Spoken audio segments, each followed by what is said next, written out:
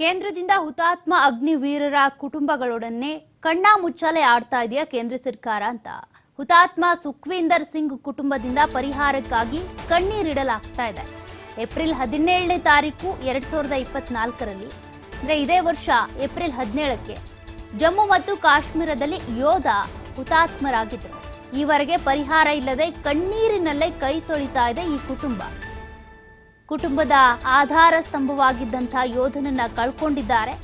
ಹಾಗಾಗಿ ಕಣ್ಣೀರಲ್ಲಿ ಕೈ ತೊಳಿತಾ ಇದ್ದಾರೆ. ಸೇನೆಯಲ್ಲಿ ಪುತ್ರ ಹುತಾತ್ಮ ಆಗಿದ್ರು, ಪರಿಹಾರ ಮಾತ್ರ ಸಿಗ್ತಾ ಇಲ್ಲ. ನಮ್ಮ ಕುಟುಂಬಕ್ಕೆ ಸಿಕ್ಕಿದ್ದು ಕೇವಲ ಆಶ್ವಾಸನೆ ಅಷ್ಟೇ. ಪರಿಹಾರದ ಗೊಂದಲದ ಬಗ್ಗೆ ಪರದೆ ಎಳೆದಂತಹ ಹುತಾತ್ಮ ಸುಖ್ವೀಂದರ್ ಕುಟುಂಬ. ಇತ್ತ ಸರ್ಕಾರ ಸೇನೆಯಿಂದ ಹುತಾತ್ಮನ ಕುಟುಂಬಕ್ಕೆ ಉತ್ತರ ಸಿಗ್ತಾ ಇಲ್ಲ. ಹುತಾತ್ಮ ಆಗಿದ್ರು ಕೂಡ ಯಾವುದೇ ರೀತಿಯ ಪರಿಹಾರ ಸಿಗ್ತಾ ಇಲ್ಲ. ನಮ್ಮ ಕುಟುಂಬದ ಆಧಾರ ಸ್ತಂಭವಾಗಿ ಸುಖ್ವೀಂದರ್ ಸಿಂಗ್ ಇದ್ದ, ಆದ್ರೀಗ ಆತ ಸಾವನ್ನಪ್ಪಿದ್ದಾರೆ. ನಮ್ಮ ಕುಟುಂಬಕ್ಕೆ ಏನೂ ಪರಿಹಾರ ಸಿಗ್ತಾ ಇಲ್ಲ. ಏಪ್ರಿಲ್ 17ನೇ ತಾರೀಕು ಜಮ್ಮು ಕಾಶ್ಮೀರದ ಹೋರಾಟದಲ್ಲಿ ಯುದ್ಧದ ಸಂದರ್ಭದಲ್ಲಿ ಸಾವನ್ನಪ್ಪಿದ್ರು.